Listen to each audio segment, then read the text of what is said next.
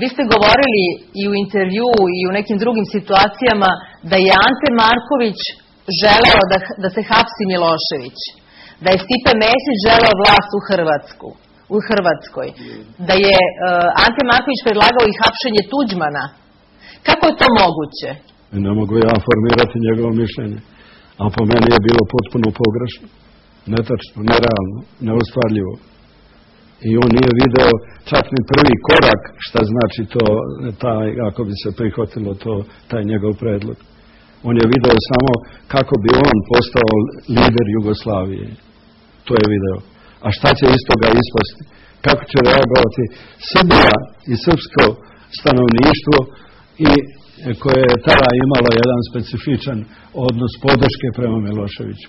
I kako će reagovati hrvatsko stanovništvo koje je imalo preko 90% podrške Tuđmanu. A to što su bile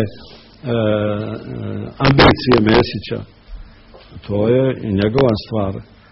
On je meni u mom kabinetu vodio razgovore koji su imali tako neki, ali uvek nikada nije mimoišao temu da kaže kako je on liberal, demokrata, a kako je Tuđman despot, apsolutista i tako dalje. I naravno u dogovoru sa Markovićem došao je i Markovićev predlog o tome najpre da treba podržati Mesića protiv Tuđmana, a onda da bi stvar bila kompletno rešena u korist Jugoslavije, da treba uhapsiti i Tuđmana i Miloševića i sve će biti rešeno. To je kako mali džop se zamišlja da se mogu rešavati.